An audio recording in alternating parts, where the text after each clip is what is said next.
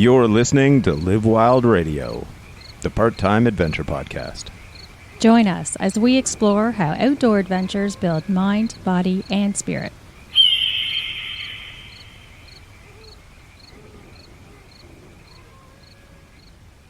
So welcome back to Live Wild Radio. The end of the last episode, I said that, lying to yourself and not being who you actually are may not cause mental illness, but it definitely doesn't help fix it. It's one of those things where whether it's admitting things you like, pursuing passions, like it's being honest. Like if you can't be honest with yourself and introspective and own up to that, then you're putting yourself so far behind. And that's where this episode comes in, because if it's about being true to yourself, this episode's guest has got like an interesting story, but does outdoors things, so it works. Hi, Alex. How's it going? Hey, I'm good. How are you? Good. So Alex was the winner of our Real Rock 14. Thanks for taking me. You're welcome. That was fun. Yeah, we had a great conversation in the car. Yeah. I know Alex actually through Winston. They used to work together. Anyways, I was completely inspired by what's going on in your life. But going back to the end of the last week's episode, in continuation of our support for mental awareness, life's an adventure. It doesn't have to be all outdoors. It's about doing the unexpected, chartering new territory. And sometimes that's just your life. And sometimes they're just living in a mask of a life brought on by going to school, as college, and then the workforce. Do you know what I mean? Like, so you start to live a life because it's what's good for you. You'll get that house, that car, and you start to wonder, How did I get here? Especially when people die. That's what happened to me, is when people pass away, I start to really reevaluate what I was doing. And so for me, this whole Live Wild Radio is a return to my roots of what I love. There's nothing more empowering and liberating to do that. So I just wanted to point that out, that this is why we're doing this episode, because it's not all about outdoor things. It's about what's going on in your head. Indoor. Alex, welcome. So glad to have you on. Thank you so much for having me. Tell us about yourself. Well, I really like to move. My favorite thing to do is be outside. So whatever it is that I can be doing outside, I love it. Other than that, I work as a rope access technician in industrial fields. What is that? Rope access? Yes. Rope access is industrial climbing. So essentially, you take rock climbing and you have it date industrial trades, and they have a baby, and that's rope access. So basically what we do is we get to spots that scaffolding can't or is dangerous to get to, and we do it using ropes or aid climbing. And once we're in the spot we need to be at, we perform maintenance, inspections, whatever it is. It's a great time all around, really. Sounds I very adventurous. couldn't love it any more than I do already. So really what I like doing is new things, putting myself outside of my comfort zone. Don't get me wrong, I love sitting at home watching Netflix and eating popcorn, but I like new things. I like not knowing where I'm going. Yeah, so something that's interesting, and this is sort of one of the themes of this episode, is when I met you, you were a woman. I was. How would you classify yourself now? Not a woman. No, I identify as male now. I'm trans. I have been on hormones for a little over a year now. Changes are happening. Changes are happening. Well, because I haven't bumped into you in probably I 7 months, haven't. And because occasionally we'd bump into each other at the climbing gym, but the difference in your voice is pretty substantial. Yeah. Yeah. Notice the shoulders too. Yeah, A little bigger. And are you doing anything? Like, you hitting the gym? No. No, it's the magic. It's like Don't you it's hate a that? magic hormone. If you want to get jacked without doing anything, Take testosterone. yeah. Like, there's Get on T. actually studies on it. That's what bodybuilders do. Well, then they still work out, but there was a cool study that was done that had a group working out with testosterone, a group just taking testosterone, and a group not taking testosterone and not working out. And the group that made the most progress was working out with testosterone, but the group that made the second most progress Was not working out with testosterone. Yeah. Yeah. I mean, at a certain point, I think it's about 8 months in, 8 months in on hormone replacement therapy, call it HRT, you start to see muscle gain. You're gaining muscle mass substantially and a lot easier than it used to be too. And apparently it's easier to lose weight, but don't quote me on that one. Well, it's easier to lose body fat. Body fat, yes. Yeah. And body fat has been redistributing, Yeah. which is really interesting. So where are you gaining the muscle? The muscle, so far my shoulders, my legs have changed a lot. That's where I've noticed it the most. And that's basically because what's interesting, both in men and women, there's more androgen receptors in the shoulders, upper pecs, traps, and legs. So if you're not training, those would be the areas that grow, right? Now, if you're training, those areas would grow too. And it's part of the way you spot like a bodybuilder type dude on, testosterone or steroids. If they have like baseball type capped shoulders, huge like peaked traps, and a well-developed upper chest, not 100% guarantee, but the odds are highly in that favor. Yeah, because there's more androgen receptors in those areas. For somebody who's never done steroids, I know so much shit about this. Really? Yeah, I'm looking at you suspiciously now, Winston. And is it legal in Canada? Well, but you can. It's easy enough to fudge like a testosterone test. It's not great for you though if you already are producing testosterone and you start taking testosterone. You can easily, I've heard, kind of mess your body up and stop it from producing its own testosterone. Well, see, that's where you take Clomid, and that way your balls don't shrink, and you take like a Remodex or something that stops. Are you sure you're not training anybody? Well, I can't say I'm not training anybody. I've just never done it myself. I'm honest. I see what I'm saving for, because like I get blood work done every year. Like 6 months? Every 6 months? 6 months a year. Pretty Yeah. obsessive OCD. Yeah, but my thing is like when I get to that point where like I've got low T, right? Because like training works pretty well. Like I'm fat, but I just eat too much. I love eating. So. But muscle still grows. I'm getting, I can get stronger. My athletic performance is good. Libido and my dick and everything works fine. Right, because these are all indicators of low T. But when I get that test and it's like, either low normal or below, it's like, okay, doc. Hit me. And it's much easier for guys because our hormonal system is much simpler than women's because we don't operate on a cycle. Can you imagine if guys had periods? Yeah. If guys were on a cycle and had So what happens periods? with you? I don't have periods anymore. Oh, thank God. High five. It's great. Basically, any idea like how much per? Because I'd assume starting off female, they're not going to put you on. Nope, I've been on the same dose, 50 milligrams a week. Oh, okay, yeah. Because the typical guy would be about 200. Because I listen to Ben Greenfield. We have his giant bioendless book over there about living longer. Winston found his birthday present a little early. Well, Catherine just left my birthday present sitting on the floor. Happy early birthday. Yeah. But what's really fascinating with it is, and that's not in the book, but it was just on his recent podcast. He's on hormone replacement therapy. Oh, really? Yeah, because, he's 38. That's not old. No, I know, but it's one of those things when you're like a biohacker, you can do all sorts of shit. And what he does is twice a day testosterone cream.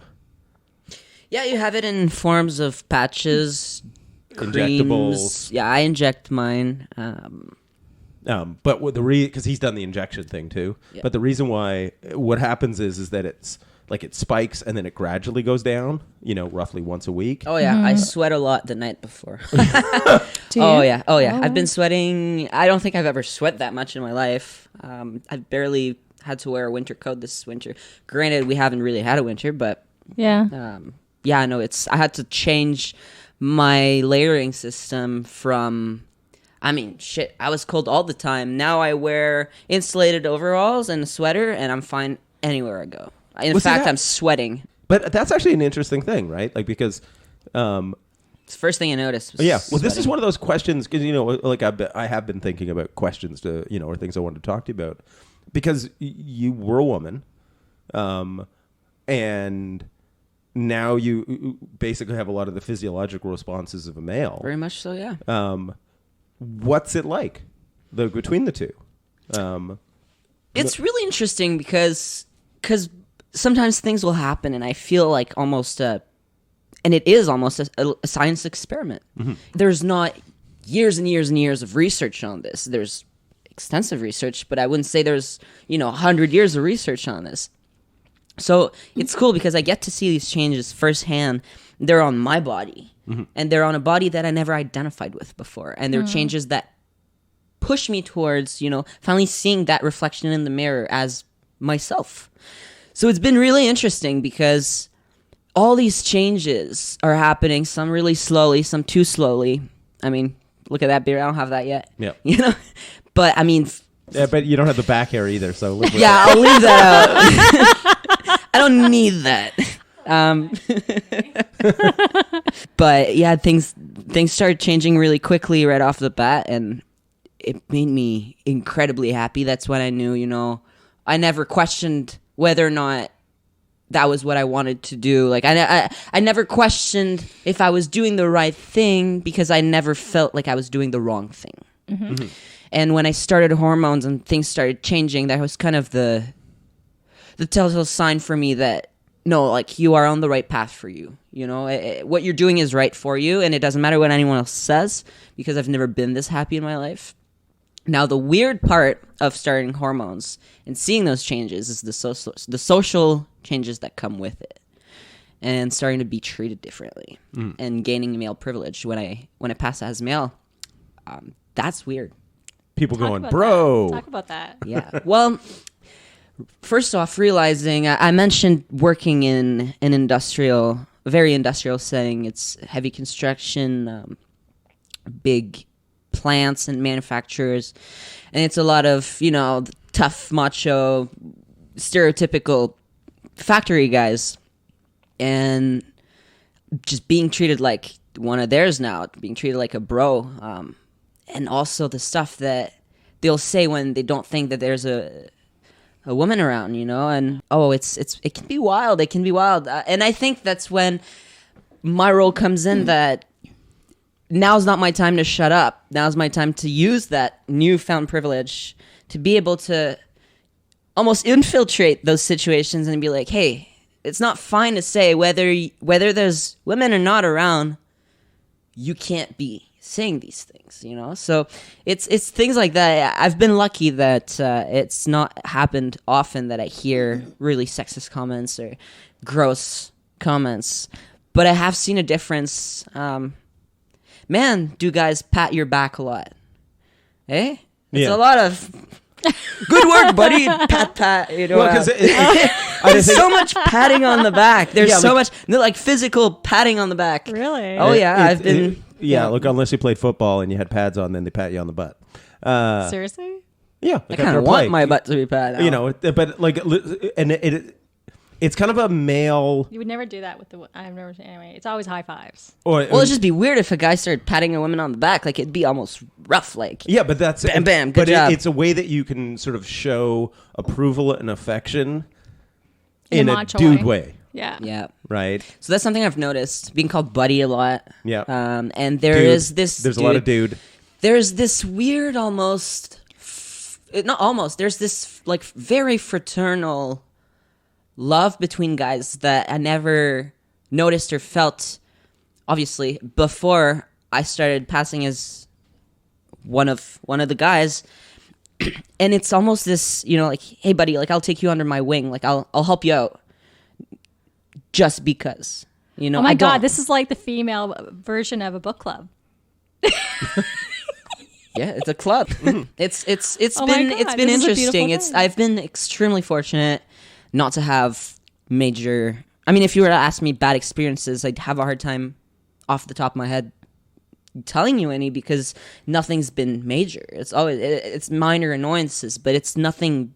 I've been extremely lucky, and that's going back to, I mean, just if you look at statistics, if you look at trans people coming out, my family was fine with it. It took a bit of coming around, but my parents are my biggest supporters in this adventure, and so are my siblings. And a lot of people get kicked out. They get disowned. They get told that, if you ever tell anyone this, blah, blah, blah. All I got was love from my family, from my friends. So I can't say I've had it hard. I've been so fortunate and I'm so grateful, but I've noticed such a change in the way that people act around me. That's something I was not expecting. That's what took me by surprise. I was expecting the physical changes. But when I told everyone, oh yeah, like it'll still be me, don't worry. But now I'm finding myself kind of almost, as when I was female presenting, I thought, swearing is, it's assertive and I'm a badass, like whatever it was. But now I don't want to be an aggressive male. I don't want to be the guy going around swearing like a sailor because that's off-putting. It's not really? Inviting. Oops. There's to a certain extent. Don't get me wrong. I So still you're fucking actually swear. more conscious about you swearing now. I am a lot more conscious That's interesting. of what I do now because I'm trying to understand this newfound male privilege that, if I'm walking down the street and there's a woman across the street or in front of me, she'll cross. And that's fine. And I used to do the same damn thing. Because you look like you're 17 right now. Oh, yeah. I'm a little 26-year-old teenage boy. It's that thing. It's like, and I think it's that you look like you're presenting very male. But I look very young. But you're young. Yeah. I'll be great when I'm 30.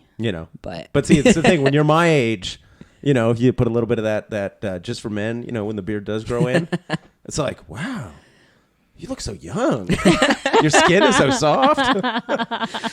Yeah. No soft skin for me, though. Acne really is a big thing. It really hits you. Well, because essentially you're going through a second puberty. It is a second puberty. It's funny, though, because it's as annoying as it might sound, second puberty, like who wants a first puberty to start with? But it's the puberty that I wanted, so it's not a bad.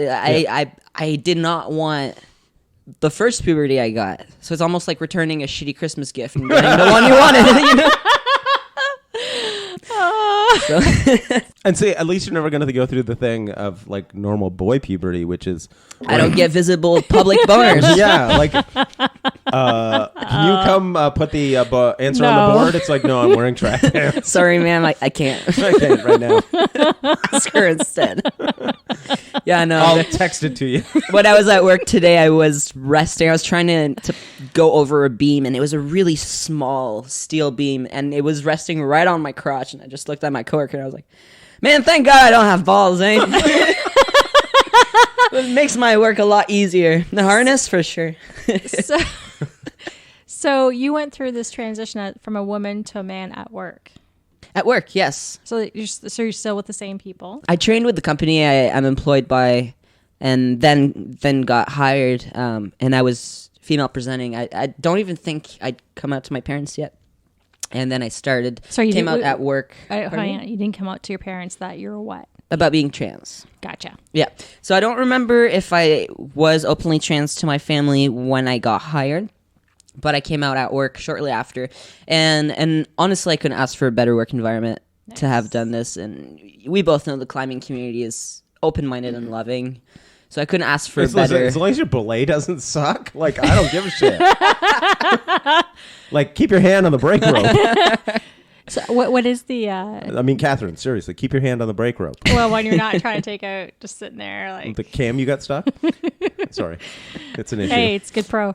The only piece in 34 years, the only piece I've ever lost. Oh no, you lost gear. I was teaching like He's trad a terrible placements. teacher. It's funny. He's a horrible teacher. He's a terrible teacher. That's why I got lost. She jammed a number 3 where a number 2 went. Well, it's not coming out. It's good pro. Yeah, I mean, I'd whip It's a on bomber. Yeah. See, there you go. You know, until the sling dissolves in the sun, it'll be good for the next 10 years. All right. But, so what are the age demographics of these people? Actually, you know what? I'd say from 18 to late 30s.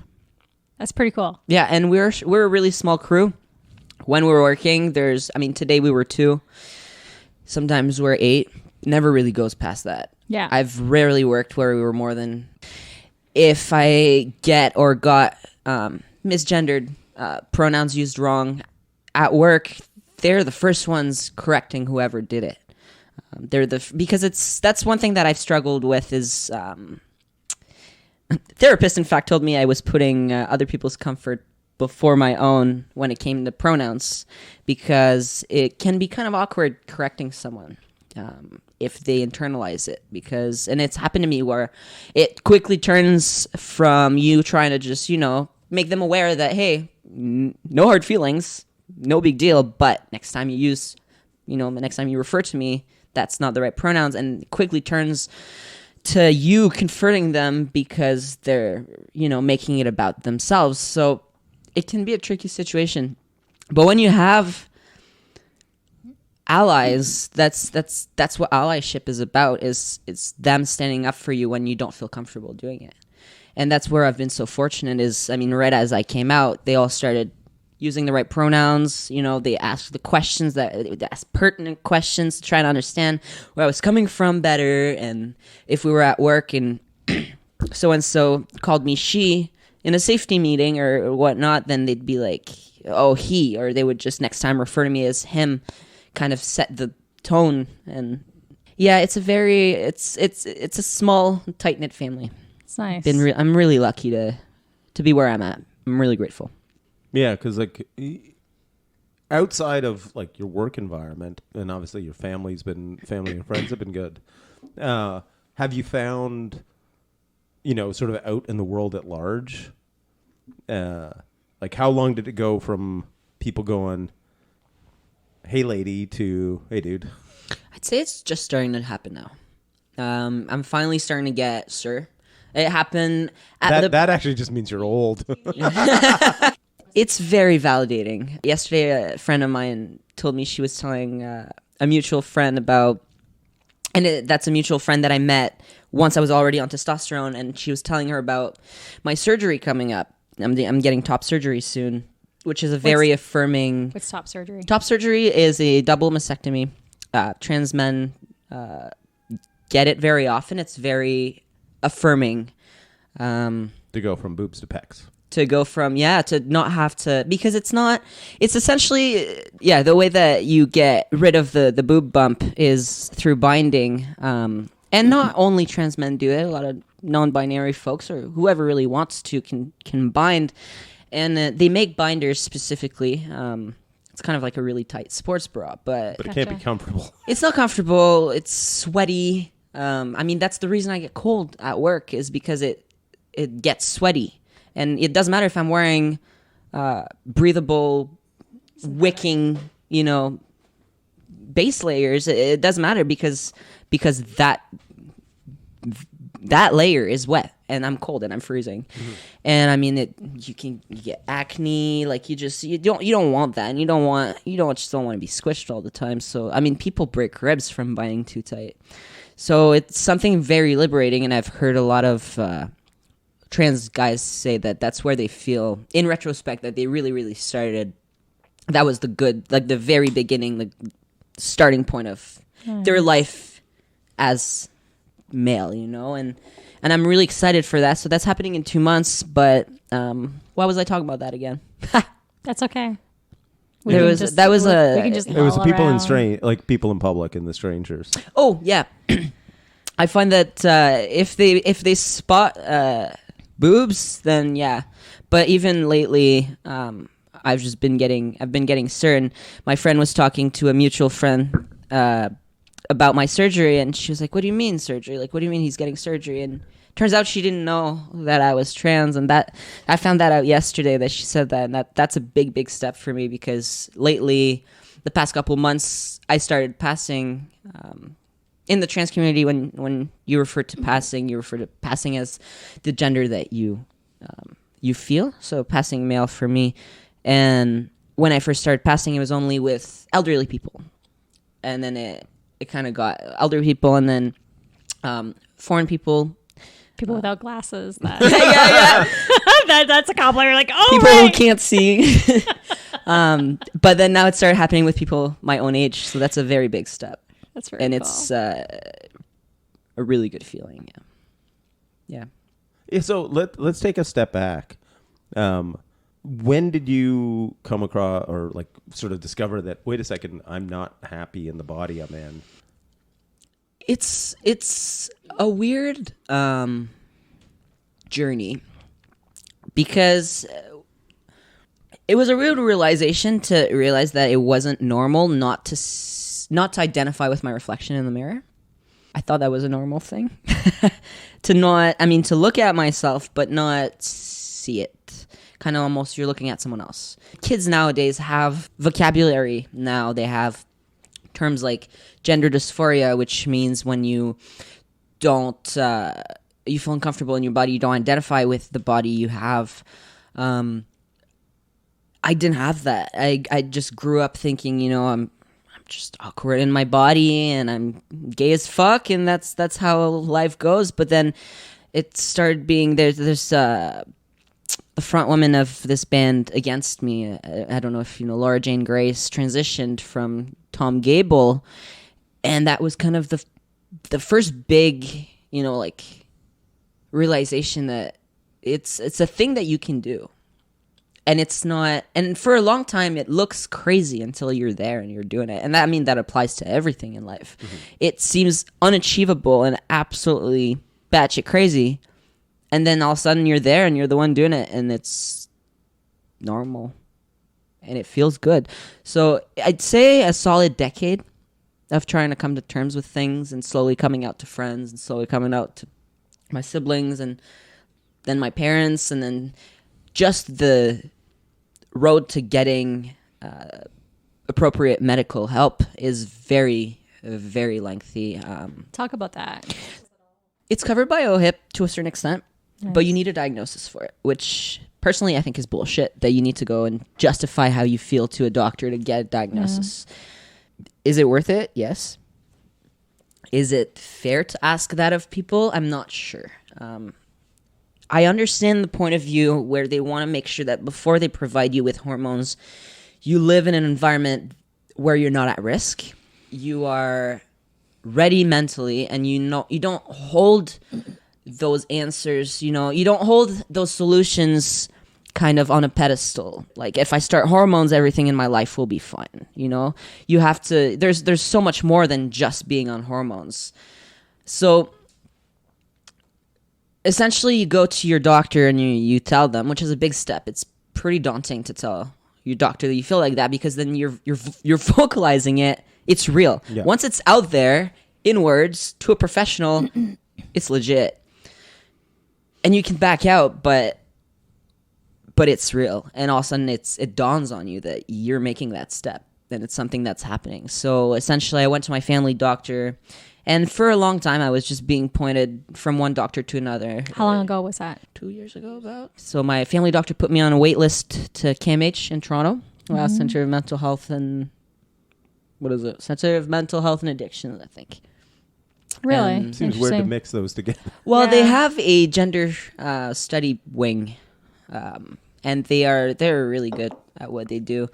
So basically, I waited for a year until my appointment with the psychologist there, and I was so nervous to go in and felt like I had to prove myself. And I kept thinking, what if they don't believe me that I feel this way? I like trucks. Yeah. What if they don't know that I want the guy's toy at McDonald's? No, but actually though, I was so nervous, and then I walked in, and all of a sudden they were so nice. He was queer, and he just made me feel so at ease. But it's 2 hours of them digging, them digging in your past. Boy in there. I know. I'm gonna start that sentence over, and I won't say dick. Although dick is funny. Yeah. They're dicking around. Although I was thinking about it today, and this is totally a little an aside. How if we call somebody a pussy, yeah, which we refer to female genitalia, that's like weak.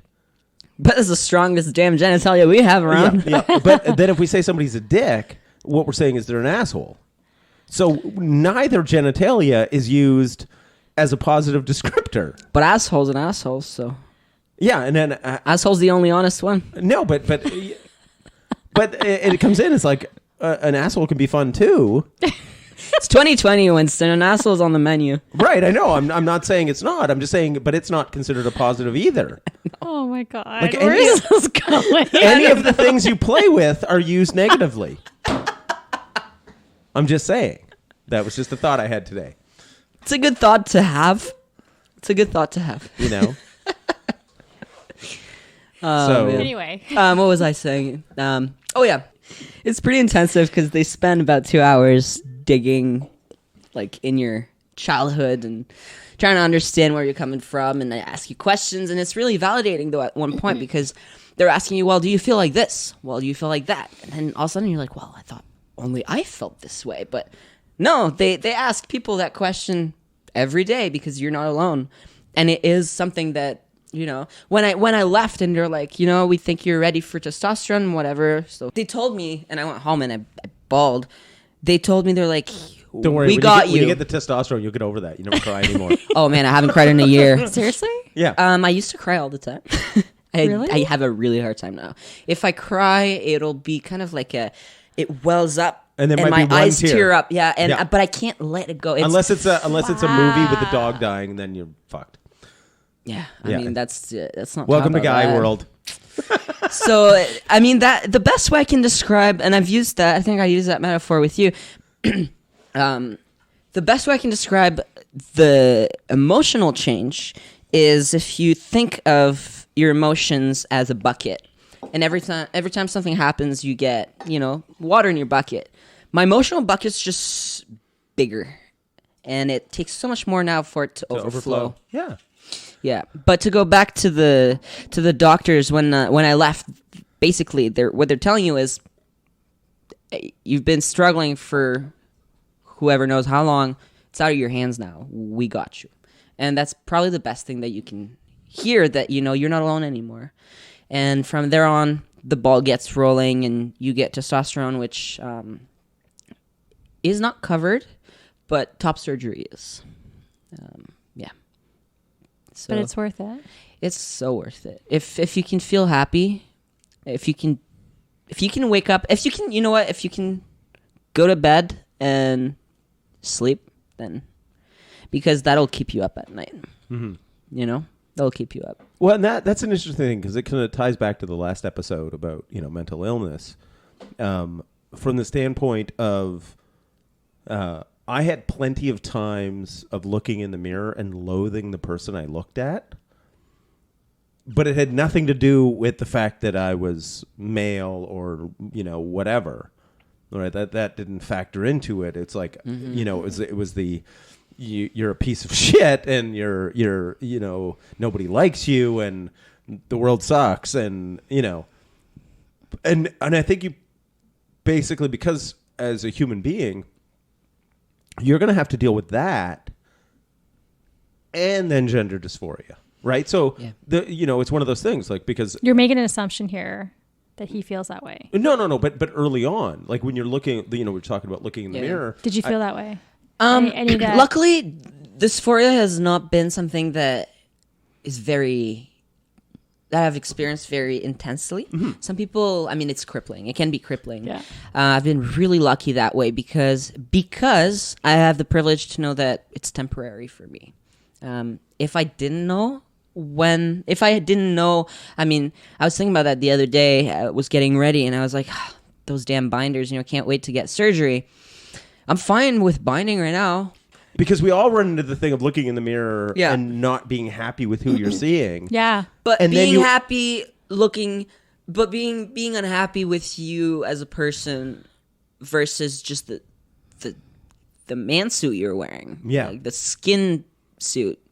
That's a whole other feeling. And separating the two, you're right, is extremely difficult. Yeah, because how do you tell the difference? Mm-hmm. Right? Because it's like loathing is loathing. Right? Yeah. Is it like I ran into a lot as a teenager, which is looking at myself and it's like the thing of like you're just a loser versus You had a very difficult upbringing. Well, I know I did. Yeah. Like, but it's the same kind of thing when if you're looking in the mirror and you're not happy with what you see, it's how to tell the difference of is it something that, okay, I just gotta like do some push-ups and get some self-confidence and get my shit together, or is there? When I started to realize that, because we'll all look in the mirror and I wish I had less fat here. I wish I was more muscular there. And then I started to realize that the changes I wanted were belly hair and no boobs and broader shoulders and a beard. And I was like, That's very dudeish. well, I might. I don't know if everyone feels that way. Yeah. Wow. Yeah, and then it's when I started identifying that the changes I wanted were inherently male features. How did that make you feel? A weird mix of panic and liberation, because finally you identified it, but now that's a whole other can of worms you're opening, because no one wants to be Different. trans, right? Like but I mean, between you and I wouldn't do, if I had to pick, I'd do it all over again. The same. I was raised and socialized as a woman, so I have the privilege of, I feel, being sensitive to issues that people that were raised male are not. I mean, being raised woman, I think I wouldn't do. You already know I no wouldn't- means no. I think everyone knows. Everyone should know that, but yes, But even beyond that, it's like enthusiastic consent. Like there's all these things you're learning. Like you don't even have to like. It's that kind of thing where that straddling of two worlds, because you've lived in both of them. Yeah, it's an experience that not a lot of people get to live, No. and I'm really grateful Because I for would it make every a day. fucking ugly girl. Them kind of wide shoulders and big legs. I could braid that chest hair though. Yeah. Like I don't know if there's enough estrogen to make all this body hair fall out. Like, Oh man, Oh, man. there's nair for that. Listen, I got my back waxed once. It was fucking, aside from the torture. Why did you The do grow that? back must have been Is that for horrible. cycling? No, it was insecurity. Really? Right? The How old were you? probably 25, 26. That's too bad. And like the thing is, I think I was I was 27. Like or it's something in that. I was married already. Right? So she already knew I was fucking hairy. But I was trying to like better myself, right? And I had this thing in my head of like having a hairy back. Because you had a six pack at this time, right? Yeah, I had abs, but I had a hairy back, right? Like now I would just fucking own it and be like, like what I realize is like if I was gay, right? Gay, hairy with abs. at the You're time, a bear then.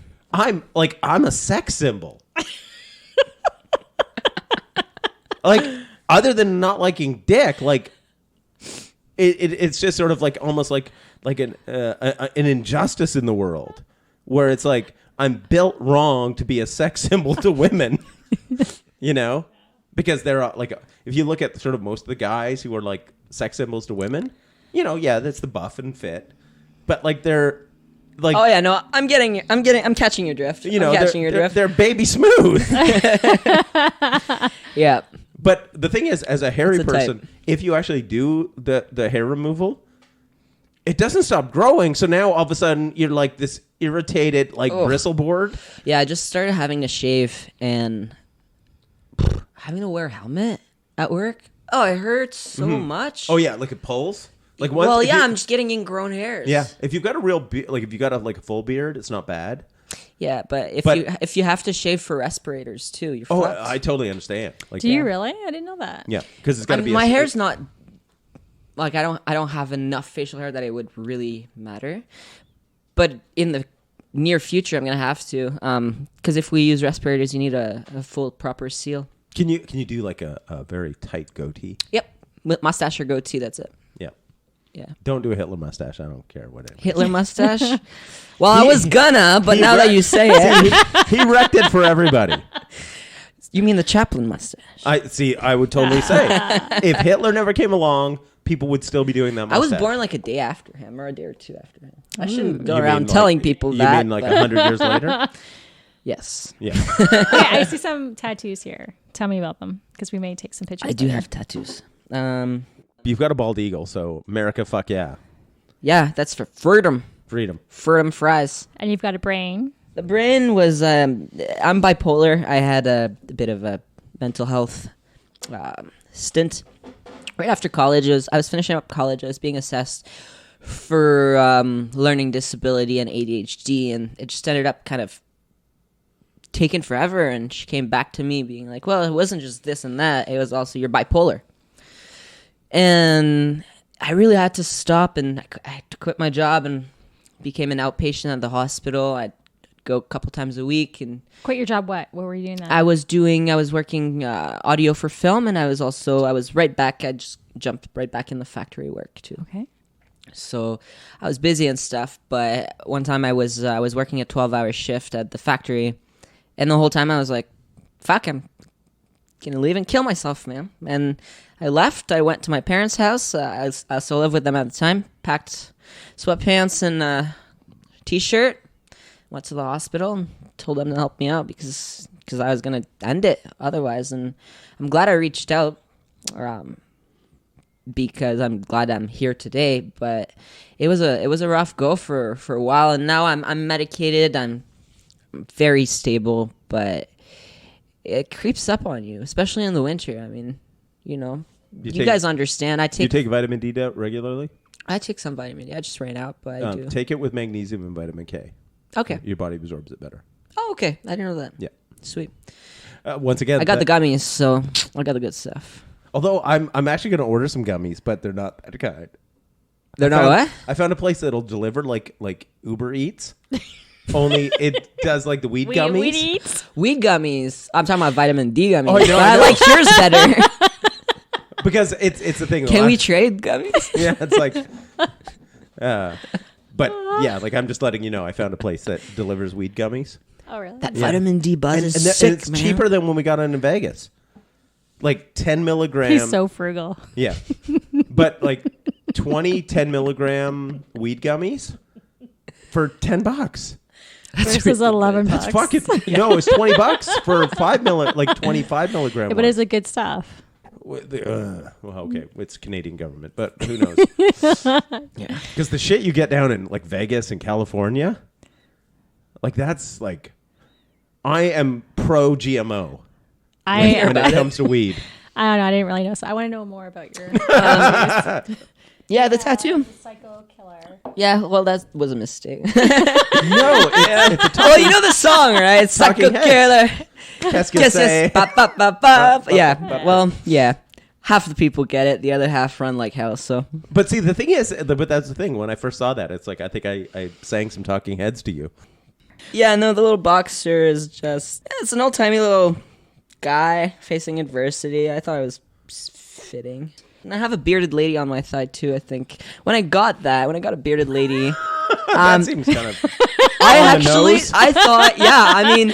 Was that before you made the decision? It was before anything. I thought it was your subconscious. I thought it was funny. I thought it would make for a funny tattoo, and it looked good. And I got it, and then years down the road, I'm like, damn, does that have meaning now? You know? That's spooky. Yeah, sporting the bearded lady on my thigh, but... Well, I just learned recently that through psychedelics, you can integrate your subconscious and your conscious mind. So that was... Without the use of psychedelics, it was happening through tattoos. Who said there were no uses of psychedelics? See, that's one of the things that we run into. Like, it's funny how we divide the world up, right? Like, and it's one of the things that I'm so happy about that people are talking about things like psychedelics, because our subconscious mind, and basically what psychedelics do, whether it's mushrooms, they open that door. They just basically go, that thing that shuts them off from, you only access it when you're sleeping, or as I call it, like the elves in the back of the shop. Yeah. Like when anybody goes, oh, well, I have good intuition. No, you don't. The part of your brain you don't have access to gives you an answer. That's intuition. They've actually been testing mushrooms, microdosing, and they are using it for depression. Yeah. Yeah. Because it's integrating the whole. Right. I think it's resetting the brain, though. Yeah. Yes. You know, but the fact PTSD. is like, well, that MDMA for PTSD. Like, I know that. Yeah, because if you think about what PTSD is, it's a complete like post-traumatic stress disorder. It's a fight or flight response. You're brought back in that moment. And you're disconnected from everybody. Well, have you ever done MDMA? I don't touch pills. I don't. Okay. my brain's fucked up enough Well, with the you said- chemicals you that I said- don't touch you said the pills. psychedelics. No, if it grows, I'll touch it, but I don't. Not the chemicals. So here's the thing I will say about MDMA. The most disconnected, asshole, dickish person. You want to make him love, or her, love the world? Yeah, man. Give him some Molly. Like, you're literally, like, it's one of those things, you're like in a puppy pile on the floor with everybody, like, just touching people. And it's like... So you've done this before. So the hip mustache might not have been ruined had there been MDMA around. Oh, yeah, like he was fucked up. And this is what and when we talk about drugs, like, things like mushrooms, MDMA, marijuana, particularly edible form, all tend to make people more connected and empathetic. Things like cocaine, heroin, methamphetamines take people's empathy away. Hitler was on Interesting. cocaine and methamphetamines, Did not know that. right? Because he had. But what are the benefits to that? What? Cocaine, all the There are no benefits. Why do people take them? Because it hijacks the dopamine and serotonin response in the brain, or the dopamine, which is the reward center of your brain. So it still doesn't. I don't get it. So what does it give you? What euphoria. sensation? Euphoria. Thank you. Right, but it disconnects your connection to human beings. Right, that's why. So maybe a sense of independence that I feel great on my own versus having to connect with people. No. But basically, part of the reason why, like literally, like methamphetamines jack you up so much, right? You have tons of energy. You can get tons of shit up. Like, and then we're talking meth, Adderall, like all. Yeah, I used to sorts be of, on Ritalin. Yeah. You know, and but the So I guess I have to. but they tend to disconnect empathy, right? You're It like, allows you to be self-sustaining. And it's like, shit gets done, she gets done. But at what cost? We're gonna roll over the Polish people with our tanks. Yeah, but with disregard Right, to others. We don't need sleep, Gotcha. right? And that's like, So like, it's like a type A personality drug. well, but basically, because the idea of type A personality is kind of like, even any of those ideas are kind of misnomers, right? It's how we've classified behavior, but it literally, like, the person with no empathy who win at all costs. That's what and it does. not sleep. It supports that. That's what a lot of those types of things are. That makes sense. Why you would have taken that. You know, and his basically, like, I've read a lot of, like, the notes from the doctor, like Hitler's doctor. You've read this? Yeah, it's all available. I wouldn't call it light. I did a report on Hitler, but not the notes, the doctor notes. But my I guess my view is that, you know, if you want to understand the evil of history, I get it. then you have to understand how it happened, Yeah. right? Because it's sure. easy enough to go, they're bad people. For sure. No, they were you and me, right? How did they get there? So Jordan Peterson, as much as maybe people will love it or hate him, whatever, is very interested in this topic of studying how the world is Totalitarian regimes. Yeah, and avoiding this at all costs in the future. And yeah. The only way that, and you're right, history is the only way we can stop repeating the same things. But if we don't look at it. Yeah. You know. And I guess it's such a fascinating thing to me, because I want to take sort of a zoom out little view, because a lot of people, you know, and I'd guess probably the majority of the people listening to this episode, they've never met a trans person.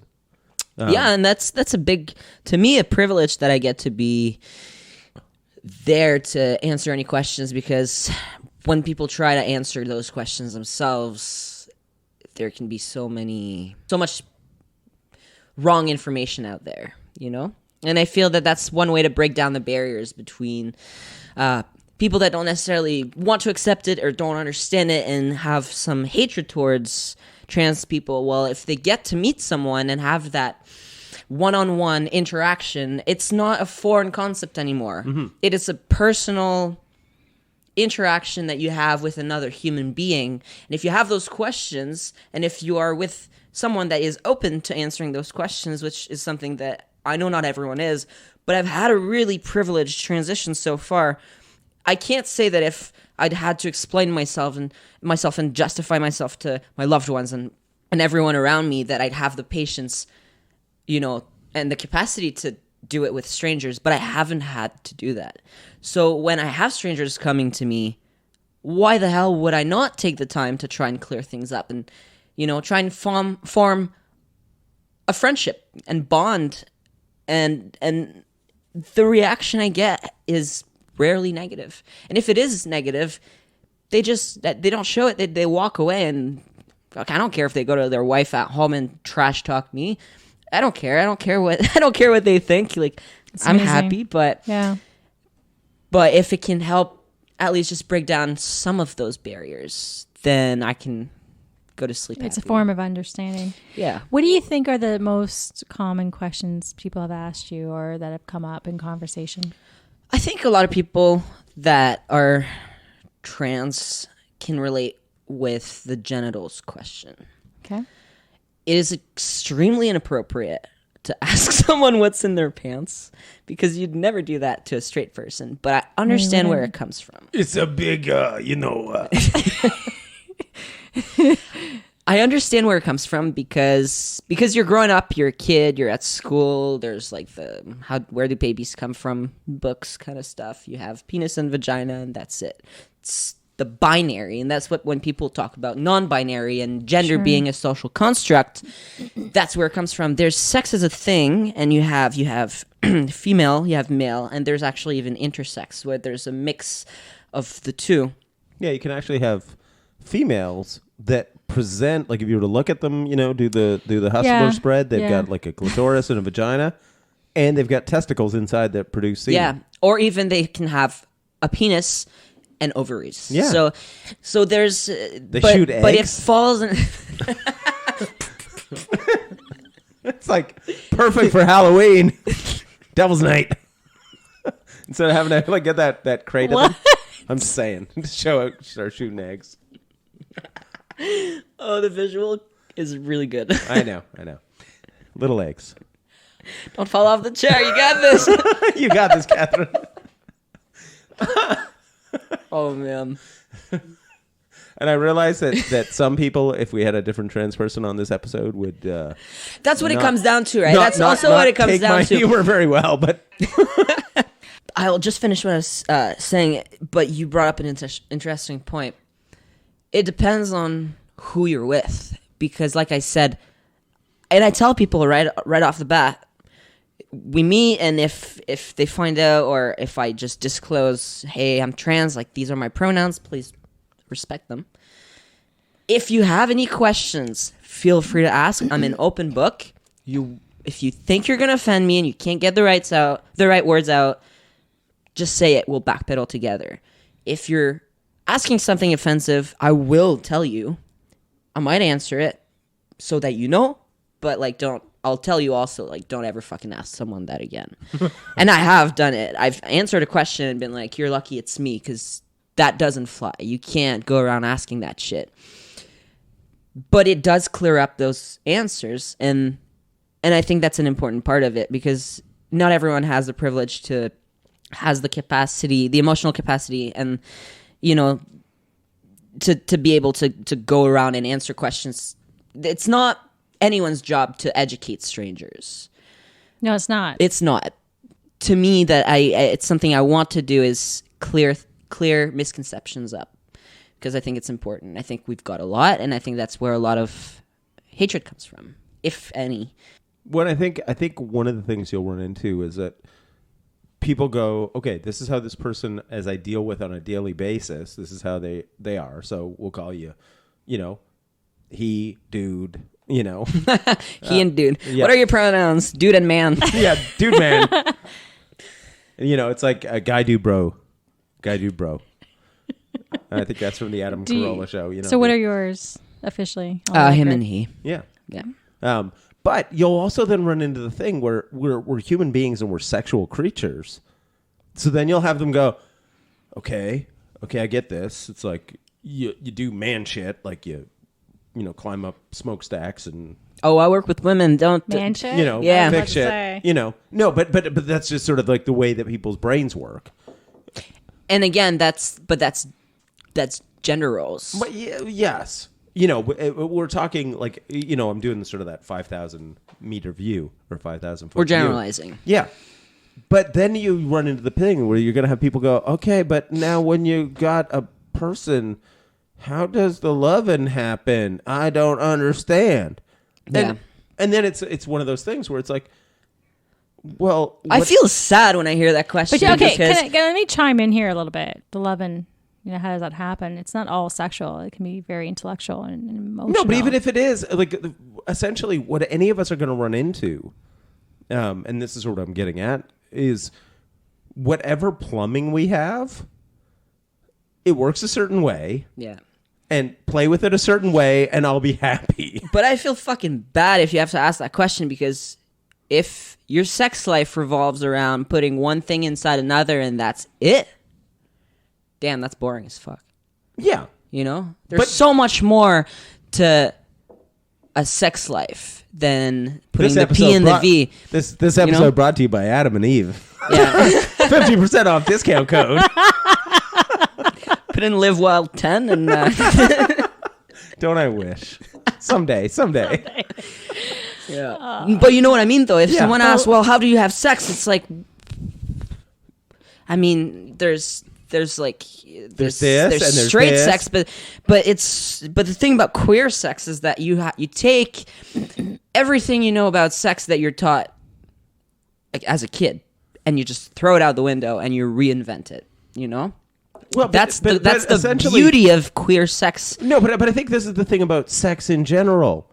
You work with your partner and go, what feels good? And I will do more of that. But I mean, if you take it in a context with queer people, you might have areas that you have to avoid, and because it creates discomfort to them, or But that's it with straight creates people, dysphoria. But there's less You know. of that with Oh, straight maybe, people maybe, because Wait. Can you just talk a bit about that a bit more? Yeah, I don't quite understand. Yeah. what you mean. Well, I mean, if you're having sex with a queer person, I feel that it's already so much more open right from the get-go, because you don't have this idea that, I mean, if you're a straight person, I'm assuming you're at the bar, you're trying to find someone to take home. It's pretty straightforward in your head how it's gonna go. Right. If you're queer and you try to do that, I think the thing, what you just said, though, is why so many women are unsatisfied. I would not disagree with that. I agree with you. But when it comes to queer sex, the discussion's already open, because you run into things like, is there any area on your body that you don't want me touching? You know, you have a vagina. Is it okay that we use it? You know, there's so many things. There's already that understanding that it's not just that. It's not just that. It's not as orgasm centric. No. It's more of Connection. it's a connection, and it's having fun, and it's just doing whatever, like you said, whatever feels good. And I think there's common ground between straight sex and queer sex. But I think straight sex, and I feel bad for heterosexual people in the way that I feel that they're not encouraged to have those conversations right off the bat before even having slept together. It's true. You Well, know? see, and I think that's the interesting thing. It's why, like, the BDSM community, you know, if you think of it as like the straight BDSM community, although there's a lot of crossover, the whole thing is, It's communication. yeah, like, it's like, okay, this is in, this is out, this is my safe word, this is a no-go, right? Like, and even if you are the most vanilla of vanilla straight person, that's what you should be doing anyway. Yeah, people should be talking Right? more. Like people fumble through, like, they don't talk about anything. But then, Winston, look at it that way too. You're just sold these preconceived ideas from such a young age. Not even just sex related, but just that's how many kids you should be having, and Right. at that age you should be getting married, and you know, well, try and think about your retirement funds and this and that, and you know, you'll have grandkids by that age. But then you realize you're gay. You take all of that and you throw it out the window. You have to reinvent yourself. So That's where Rage Against I the Machine feel- comes in. there you go. Fuck you, I won't do what you told me. That's sort of been my Dun, dun, life. dun, dun. That's been my life motto. So, you know. Do you want to have a baby one day? Pardon me? Okay, let's If go back I to want a baby? Let's go back to Are we serious. going serious? Let's Okay, go back so to I'm cold for you. serious. This is very I very much want children. to have children or to parent children. Oh, I can't have children unless I freeze my eggs, and okay, then is that how it works? Like, you Yeah, I'd can't- have to freeze You my can't have eggs. the best of both worlds. no. Well, I don't want to get pregnant either. Some trans men do it. I don't want to get pregnant. I want kids. I want to be a dad so bad. I'm already a dad, just childless. So, yeah, I'm a childless dad. But I very much want kids. I'd probably adopt. If I ended up with a man and I had frozen eggs, then I could have biological children. But that's a whole other. I haven't really given that much thought to that. Yeah. Because I spent years and years coming to terms with the fact that I would adopt. Yeah. And now recently I'm like, Which is oh, a beautiful wait. thing. Yeah, and I think, you know what? There's so many kids out there that need to be loved, and they're out in the world living unloved. I have Exactly. love to give, Yes. and I know that I have it in me to love a kid that's not biologically mine the same way that I would love a child that is. So why It's not? amazing. It's actually a very beautiful gift. Yeah. I'd like that very much. So yeah, Very cool. yeah. Winston's in the washer. Yeah. It's okay. It's Did he okay. take the sour cream? No. Oh. Okay, you saw Real Rock 14. You saw I that. did. What did you think? Like, what were inspired to do now? Nina, what's her name? Williams? Yeah, Nina Williams.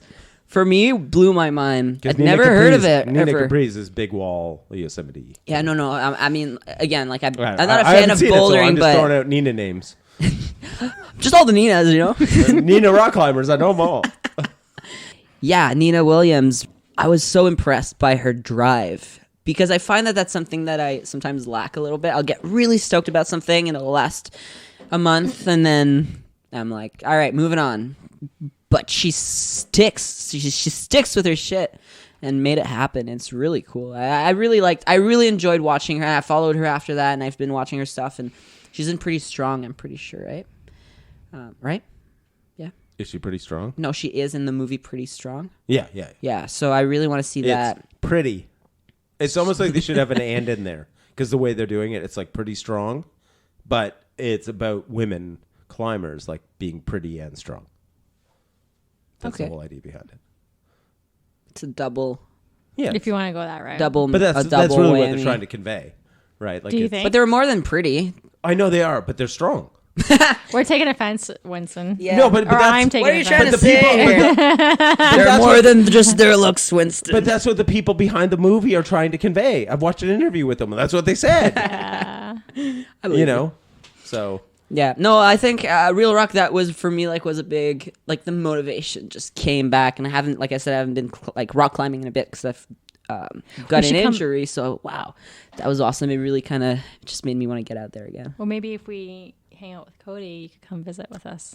I would walk down That's to Red Rocks to meet Cody. Yeah, because it's this thing, I'm it's like, in. I'm if in. the scheduling works, like we got the message already- from Cody, it's like Cody, it's like We're like, hey, We'd let's like go. to- Let's go do dinner. Let's just hang out, And We'll he's take like, you well, out for how about we dinner. go climbing? We're like, fuck yeah, it's like yeah. rope gun.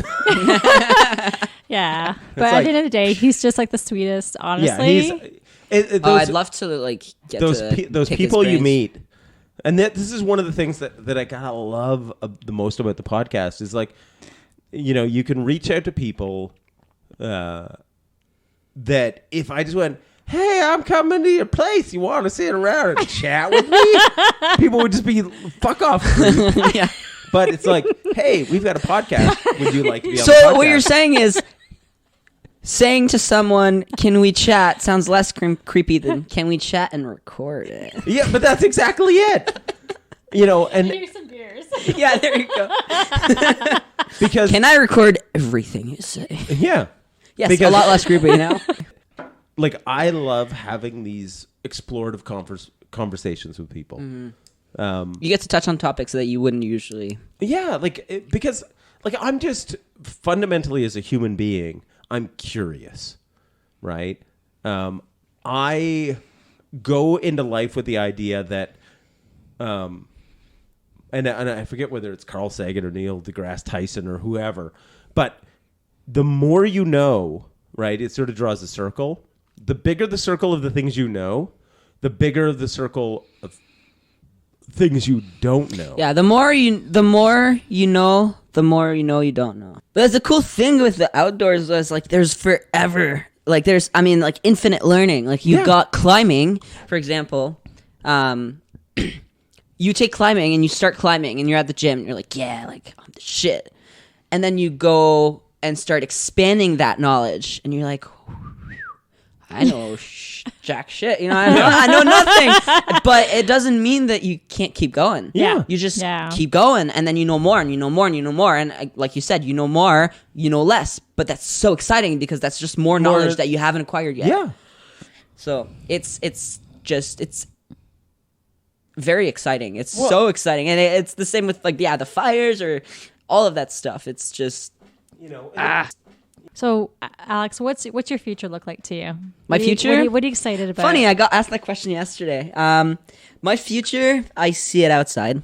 I don't really like big cities. I want to be able to just, explore. I mentioned wanting children. I want my kids to grow up outside the same way that I was lucky enough to grow up outside. In where? In Quebec? Yeah, I was born in Gatineau, and Gatineau it's pretty nice. It's fun. You got the Gatineau Park. Gatineau Park was my backyard, so that's we just spent New Year's there. nice. My kids, we loved it. I love Quebec. And they got one of the best climbing gyms we've ever been in, too. Altitude. My brother got baptized there. At Altitude? Yeah. Oh, that church that turned into the climbing gym? Yeah. My brother got we baptized. were talking about that. Yeah. Oh, that's awesome. Yeah, when I went back in, the last time I'd been in was in a little baptism dress, and then the second time was in climbing shoes. Because that climbing gym is the shit.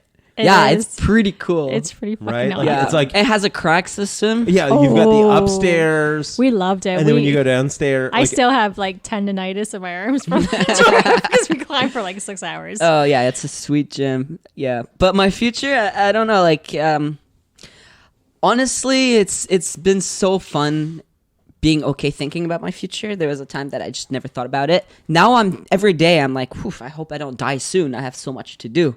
Before I was just like, fuck it. Like I didn't care because I didn't care to see myself in the future. Now I do because I like who I am. Like all I ever wanted growing up was to be who I am becoming now. Like that was what I dreamed about. I just never knew it was achievable. So now it's like the world's my oyster, literally. Like I'm just so happy. Like I've already basically done what I wanted to do in that regard. Like I'm living as myself, I'm living my truth. Like I'm happy. So it's so fun to make plans and think about the future now, whereas before I just didn't want to even bother. So now I don't know, future, I hope it's outside. I want to be climbing as much as possible. I want to climb the ladder too at work. No pun intended, or maybe just a little bit. And work. Rope access is fun. It's problem solving and creativity and rigging and all that stuff. And it's fun because it goes in 3 levels. I'm a level 1 right now, but there's room for growth. It's like the Scientologists. Different levels. Yes, exactly the same. You can eventually have that like giant, Next time I see you, I'm Tom Cruise. Yeah, you have that giant Tom Cruise, clock, necklace. I can jump on the couch if you want. Yeah.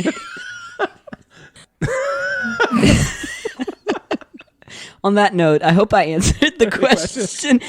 Big audacious goals. I want to hear them. Big goals. Big walls. I want to do big walls. Century Crack is on my list. Really? Like, yeah, 11C, I think. Yeah. That's been on my list for 3 years now. Like, I love multi-pitches, but when I look at things that I want to do, I look at them more aesthetic. Like if it looks pretty, I fucking want on. Yeah.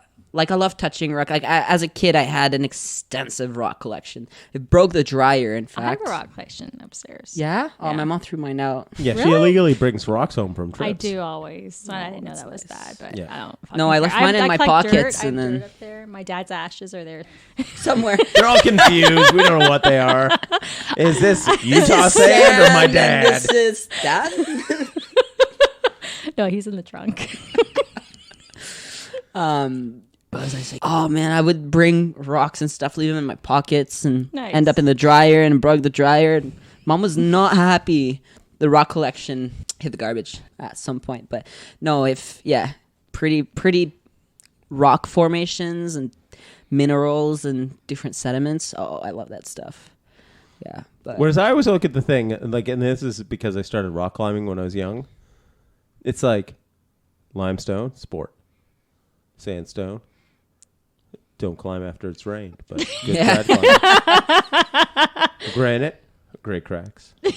Basalt, it's too fucking slippery. schist hurts. It's so sharp. Yeah, but great foot friction. Sure, so sharp though. My pads were crying at the end of Yeah, the but first I day. guess I was running the thing where if I'm climbing on schist, Schist? Okay, yeah. I would That call makes it sense. schist. But Yeah, I never schist. know. I'll just tape my tips up, Okay. and then I put contact cement on them and let it dry. Oh. It's like almost having climbing shoes on your fingertips. All right, I want to get back to like a big audacious goals. All right, big audacious goals. Big walls. I want to build a tiny house. And yeah, that's been a goal for years and years. And I have the skills now. In Canada, US. Doesn't matter. It's on wheels. Yeah, That's true. it's really building your own camper. Yeah. Just so I can, I'll have a home, a nest, wherever I decide to go. Because I have the skills now for it. And I know the right people too. I work with electricians. I work with plumbers. I work with, Yep. I'm like, fuck, why not? Why not? Other than that, I just feel like it's almost like all of my old goals are almost getting tossed out the window because I have this new opportunity now. It's like, wow, you were dreaming too small. So I don't exactly even have the right answer for you for what are my big goals, because right now what I'm like, transitioning was the big goal. Yes. So I feel, when you reach your big goal, you're kind of like, okay, what next? You breathe a bit and then come up with a new big goal. So I'm in the breathing phase right now. It's what next now? So what next in this new chapter? So it's really exciting. It's fun. There you have it. So going down that road that took a while to get there, but you did. Yeah, and I wouldn't do it any differently. So really what you're saying is, like, ladies, if you want to fulfill yourself, testosterone. Yeah, essentially. Yeah. Yeah. If you want to not have periods anymore and you want to get muscle gains and See how the other side lives. climb harder, if you don't care about facial hair. Yeah, it's like, it'll work for Alex Puccio. It'll work for the rest of you. So, Bold accusation there. She is Jack though. Holy. No, I went from like doing no push-ups to like cranking him out. Allegedly. Now it's fun. Really? I want to see it. I want to see it before you go. All right. Okay, Alex is down to... One. Holy shit. 2, 3, 4. What? 4 or 5. How many could you do before? Like 2. That was 5, but I'm not out of breath. I'm not. And Alex didn't warm up at all. Well, I stopped because it hurts here. Okay. Like I'd Your have pecs. to. No, my shoulder. Like I you're- do need. I'm not See- gonna get injured. Now, Proving I can do push-ups, but it's fun that I can. Yeah. How many of your injuries do you think came, like... From being an idiot, No, all of them. Okay, all of them. No, but more from the standpoint that the testosterone makes your muscles stronger faster than your joints do. Funny you asked that. I asked my physio that question. She said the injuries that I had didn't line up with that theory. That it was very, very, what's the word? That it was. She said that my injuries didn't line up with that theory, but that's exactly what could happen because the muscles grow faster than the Joints do. tendons The and tendons and joints and ligaments do, whatnot. yeah. So yeah, that's what she was saying. But yeah, because those shoulders just appeared overnight. Because I know you had an elbow issue years ago. It's still wow, you remember that, eh? Yeah, that was just from overuse. Yeah. fuck, all climbers feel that, I think. Welcome to my Yeah, world. click. But yeah, I don't know. I'm hoping I have to be really careful now. Like, I have to be really careful to make sure that I bring the rest of my body up to speed. Because, yeah, I don't want to... Because you do put on, fuck, I've been sitting on my ass for a year. I've put on more muscle. Like, I was at work today, and I was doing pull-ups on a beam to try and do an inspection. I could have never done that before. Yeah. Come on. No. Well, because guys are like, I think it's like untrained guys are like 40 to 50% stronger than women in the upper body. Wow. And it's all testosterone.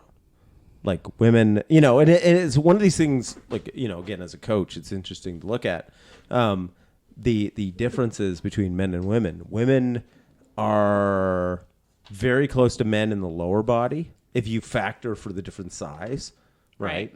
Because, you know, you've transitioned, but I have just a bigger bone structure than you because you didn't have testosterone. Luckily, my legs have always been the strongest part, so Yeah. I don't feel that's- too much of it. That's very But common that's with as a women. woman. Yeah. We're quad dominant, Yeah. Like, whereas dudes, we're stronger up here. and you're glute dominant. Yeah.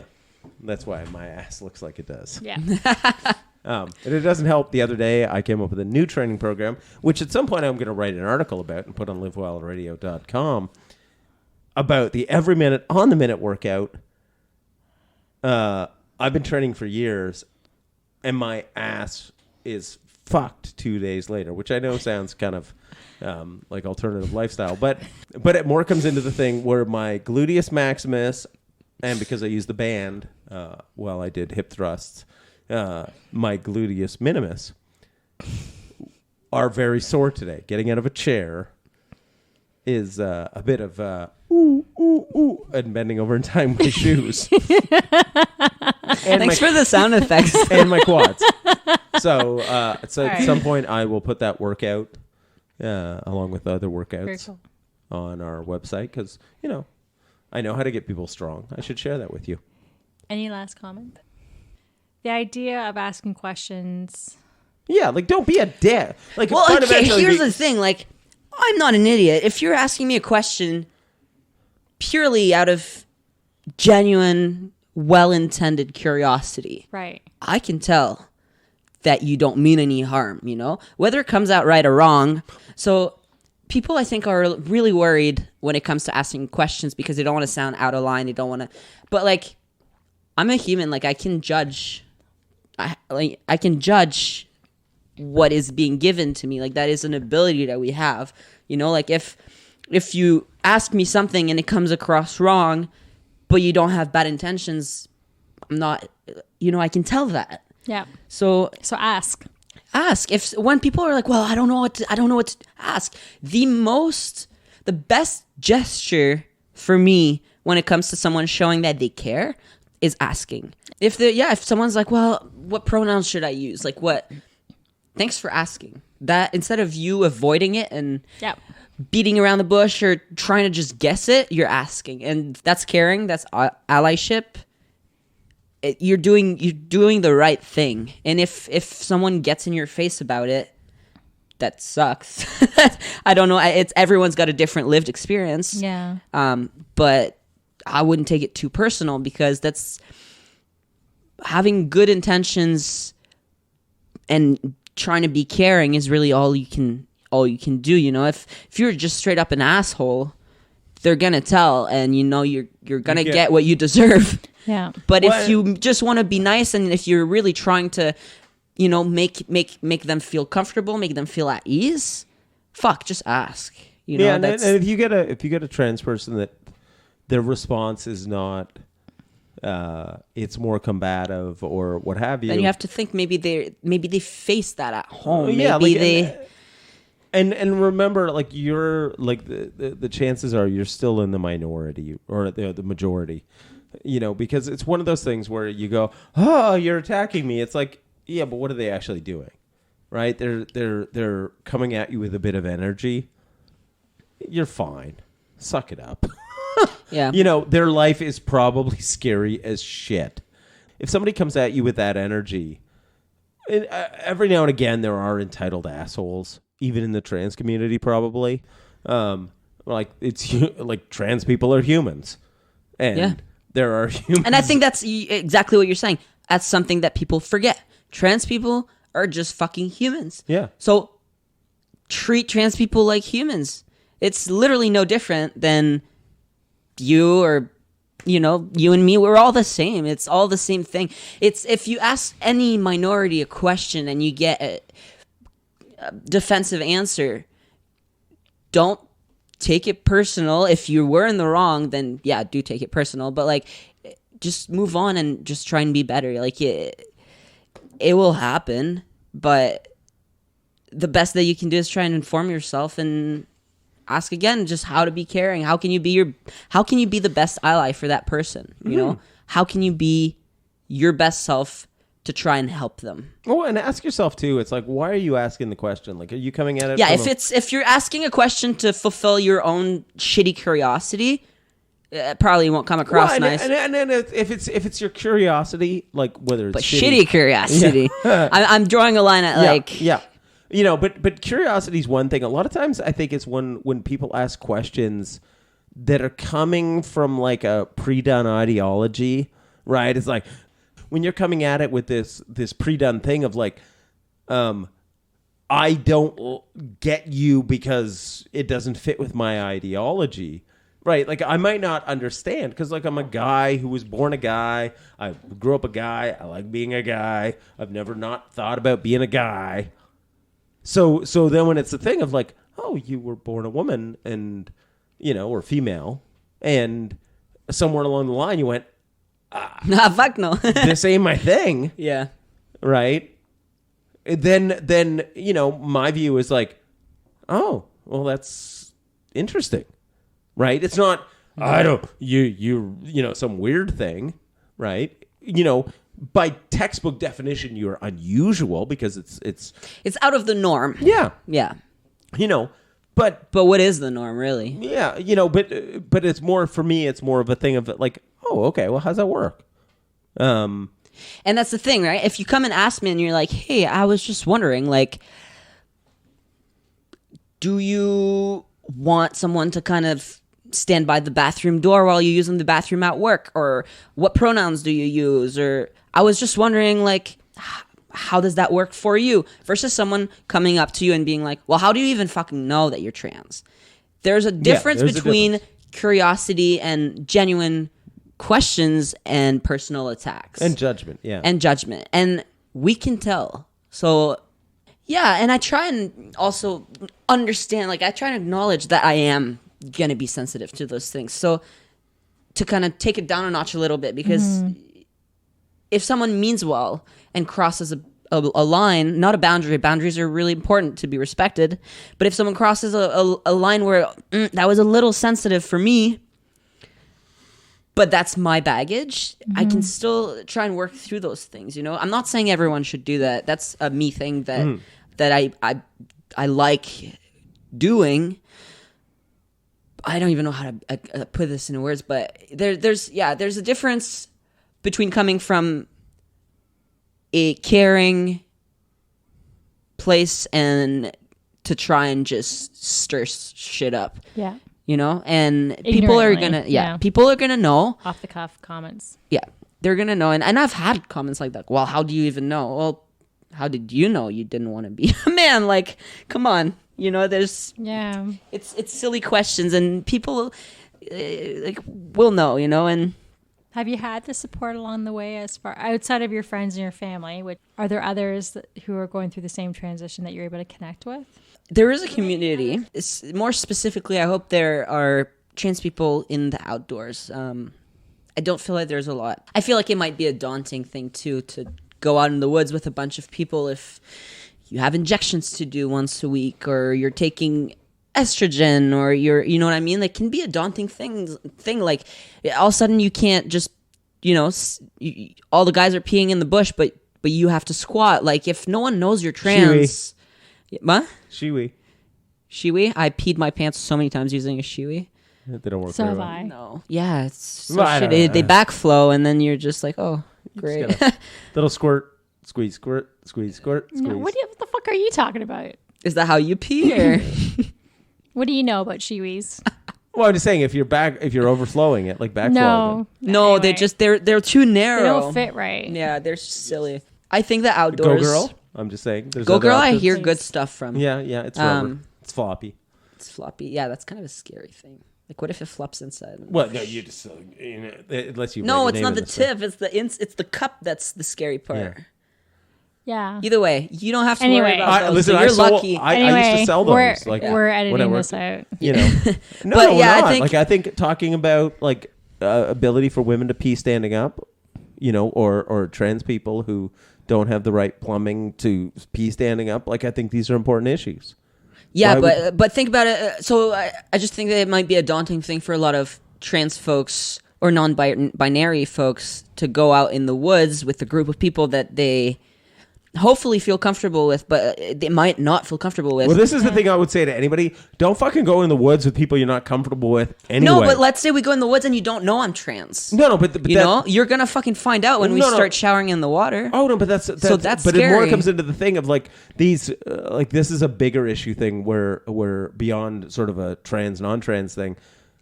The people that all go out in the woods together who don't fucking know each other and they don't have sort of some know sort of each other. connection, right? Like But do you see where it's then a privilege for a cis person to be able to pick up the outdoors so much more Oh, no, easier? I totally Because agree. you meet someone and you're like, yeah, we're kind of buddies. Like, Yeah, we, we'll go. we hit it Let's off. just We'll go. go. It's a group. It's fine. Yeah. It's Yeah. not fine unless we're good pals. yeah, it's but not but fine. that's the thing. I'm just a big proponent. This is more becoming back into the thing.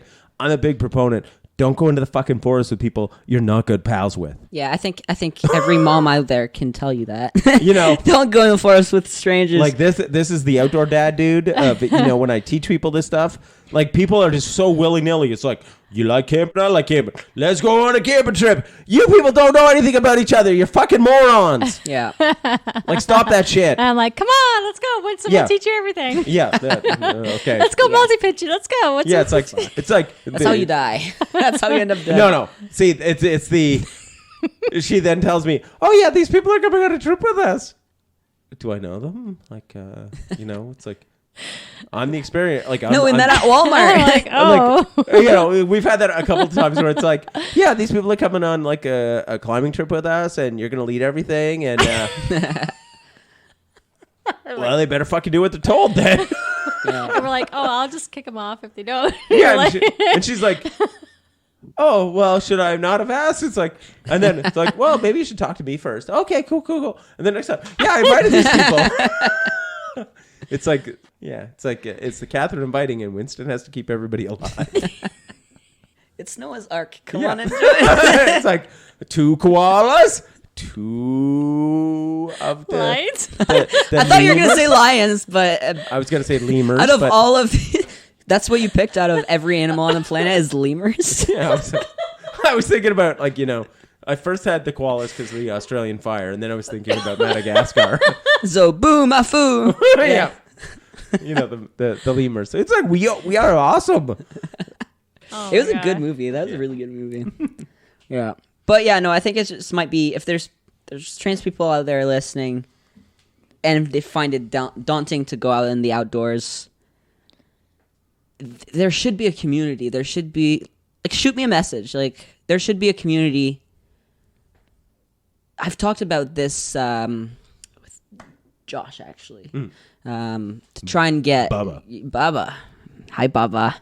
To try and get a community together to make it more accessible, because it's not readily accessible for queer folks to get into the outdoors, because it doesn't necessarily feel and I mean I'm speaking for myself here, but it doesn't always necessarily feel like a safe space in the way that if you didn't have different needs, you know, it would. It's just, I've been lucky. I got into everything I like doing. I got into it before transitioning, but also with my best friends. But if you want to get outside and you don't know where to start, and then on top of that, you're adding, you know, physical differences and medical needs, it's fucking tough. So it can be pretty scary because, I mean, yeah, okay, go in the woods with people you trust, sure, but I agree with that. You still don't know where, you still never know where your safety stands if no one knows you're trans and you get exposed. And what you need. Yeah. So it could be, I can easily imagine scenarios where that could be a terrifying thing. Well, and I think that's the thing. It's like, I think a lot of people who, regardless of what type of, whether it's trans people or, super introverted or people with chronic illnesses or whatever, they don't leave their fucking house, right? Because it becomes one of those things where the world is a hostile place. Well, I think there's a difference between social anxiety and seeing the world as a hostile place versus being trans and the world being a hostile place. Yeah, like, and I guess one of the things that I would hope, yes, like create groups, and then realize that, and obviously it takes a bit of a leap of faith. I created a group for queer rope access technicians. There's a solid 3 of us right now. It's a pretty small industry. Yeah. But we are recruiting. It's on Facebook. But I think that's one of the things where So we'll link to that. We'll link to all these resources at the end. Yeah. But I think it's a thing where I think there's probably more people out there who are, we'll call it laissez-faire, where it's like, I don't care. Come on. Right? Like it's the idea of growing the nerd herd is more important than, I don't care how you pee. Yeah. I don't. But it doesn't matter if you don't care. It matters if I care. Yeah. But right? I mean, that thing of like I've taught gay people to climb. I've taught straight people to climb. I've taught men to climb, women to climb, lesbians to climb.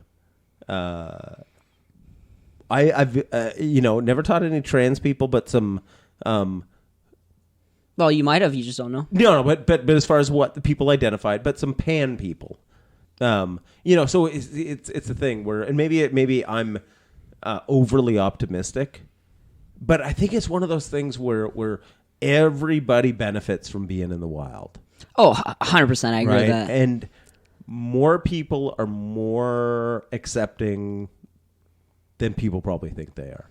Yes, but your personal comfort is what's gonna, at the end of the day. Oh, yeah, without a doubt. Like, you've got to be okay with it. On that note, what are some things that you can make us more aware of that matter? Well, so when I first started transitioning and I really wasn't passing as male at all, I was starting to use the men's bathrooms and manufacturing plants that were built in the 50s. Men's to women's bathrooms are like at least 3 to 1. It's really hard to come across a women's bathroom sometimes. And so my coworkers would just stand outside the door. And they would do it. They would offer. They'd be like, "Do you want me to come in? Do you want me to stay outside? One time I was like, "Hey, are you standing outside because you're waiting you have to poop or something?" Or, "Oh no, I'm just standing guard for you."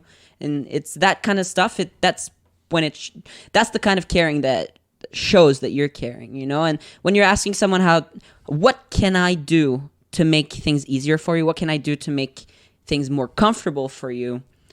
It can be as easy as someone being like, "Well, you know what? I thought that I wanted these pronouns. Turns out I want gender neutral pronouns." Yep. Or it can be something like the bathroom, or it can be something like, would you mind? Would you mind standing outside my tent while I'm getting changed? Would you? It can be really. Everyone's gonna have different things that makes them feel comfortable. What matters is that you ask. Yeah. Well, I think that's actually like a great thing human-wise. But I think it's one of those things where I think if fundamentally the answer is just better communication. Yeah. Right? Yeah. Like, hey, what do you need? Yeah. Realizing everybody's got their own situation. Yeah. Be it diabetes or social anxiety or literally anything. What do you need? What can I do to make within my boundaries? What can I do to make your life easier? Yeah. Yeah. And I think like obviously we're specifically talking about it as it applies to trans people. But it like, applies to everybody. Yeah, like, and I think agree. Your that boss, it applies to your colleagues. yeah, like I think it's one of those things where if more people were just like, how do I make your life suck less? Do you want me not to microwave fish at work? Yeah. I won't. But that fundamentally is one of those things where if all of us were trying to make the people around us, their life suck less, like The world would be a better place. yeah, because quite honestly, like anybody listening, when's the last time you went, whether it's a coworker or a friend or whatever, it's not, what's in it for me, but how do I make people's life suck less? Yeah. Most people don't even think that, right? So I think It means so much. Yeah. To everybody else. And it actually boosts the community as well. And you end up benefiting from that as well. I think. Well, and especially if you're like a marginalized community, like it's one of those things where I've met a few trans people in my life, but I grew up with natives. And, when you're dealing with the people that are sort of wrapping their head around the fact that a bunch of people just came and took everything from us, right? Like it's this weird thing where there's we're proud of ourselves, but we've got nothing, but we've, and like as a kid, it was even just a thing of like, this used to be theirs, didn't it? And, No, it's not. oh, but then this part's here, theirs, like the reservation, like it was this sort of like a weird thing that I dealt with, and then it's just a thing of like, oh, okay, well, how do you make their life suck less? Right? Because, when you're dealing with people where it's like, oh, yeah, our family, like ancestors were killed off and everything of ours was taken. And You can't change what happened in the past, but you can definitely make a difference in the present. yeah. And I think that fundamentally that's always been one of those things that sort of stuck with me as a kid. Because like one of my friends, Donna, when I was a little kid, she was Native. And... it's one of those things where it's like, this is a super nice person, played a little bit of backyard, because we were little kids, and it was one of those, well, she's a person and she's a native. The natives are fine, even though I heard a lot of racist shit around me. But it came down to her being a human. Yeah. and that fundamentally, I think, is... what we run into with anything is that your heart beats the same as mine does. You have to eat, you have to poop, you have to sleep. Like, whether you're a trans person, you're gay, you're any of the things that seem foreign to people. Yeah. We all have the same basic things. Yeah, we all need to be loved. We all need, happiness. We all food need the and same warmth things and to shelter thrive. and- Yeah, it's like fine. The music they that might be popular, is different, right? Like you're a good old boy, so you like some Toby Keith, and somebody else might like some show tunes. That isn't that different, It's still for our time. I think what ultimately connects everybody to anybody else is the fact that people are being vulnerable and like just getting to know you a little bit more on our car ride to Real Rock 14 and just what you shared. You're going through a thing and that matters. And I think, no, but what I'm trying to get at is that I think I know where you're going though. Words. Like when we take when we take them a minute to slow things down and sit down and be open up and be vulnerable with people, be it around a campfire, on a commute, on the train, wherever, like anywhere, then you kind of break down those barriers that it's you are you and I am me. It's like, no, like we are us, and we actually do have we do different things. We're different, but we have a shared experience, and that's just being human and living. And there's so many similarities when you actually take the time to take a look at them. we'll fill in the rest. Well, ladies and gentlemen, so this is sort of our new thing. Yeah, just keep walking that way. Our guest has literally left the building. No, not just left the microphone to go pee. So one of the big things we run into now is when we first started, Catherine did not want to go over more than like 45 minutes. Right? Okay. She was like, nobody wants a long podcast. And I said, everybody listens to that Joe Rogan. So now we're splitting the difference and we're at 2 hours and 21 minutes. So I really want to thank Alex for coming on. I think what we found is that you have to drink slightly less than the episodes. You lose your train of thought. Did I talk less today? No, you talked a lot. Like Did it was I? good. Really? But it's just I you don't had a bunch remember. of I don't remember. you have a bunch of a little bit opens you up, a little bit. So what we're deciding is a glass and a half is all Catherine gets for podcast because No more, no less. once beyond that, like it's sort of like the social lubricant for the glass and a half, and after that she's like, I don't know the words I'm saying no more. So anyway, I hope you guys got something out of this episode. You know, the way we look at it is that Alex, hikes a rock climb, so it's outdoorsy. I mean, yeah, I go outside sometimes. Yeah, works out. Outdoorsy enough. You work outside and you use rope. So And we like to be philosophical, so there you have it. Perfect. But yeah, anyone listening, really, you do you, because at the end of the day, you're the only one who is like responsible for making your own happiness. So yeah, and then, power through. And it fundamentally comes down to the thing of life is so fucking short. Yeah. Like in a week, I'm going to be 49 years old. I know. Yeah, right? man. Well, I mean, that's taken for granted that you'll make it next week. We might get hit by a car on our way home tonight. Like that's very there true. is no guarantee ever, and that's terrifying. Yeah, so But but also great. Like another fine country performer. Oh boy, not Toby Keith. What's the other? there's one? only one country performer. What's the other it's guy? Toby Keith. What's the other guy? They're No, all he's like the terrible racist redneck. Almost Heaven. West Virginia. West No, that's Virginia. John Denver. Blue Ridge Mountains, Shenandoah River.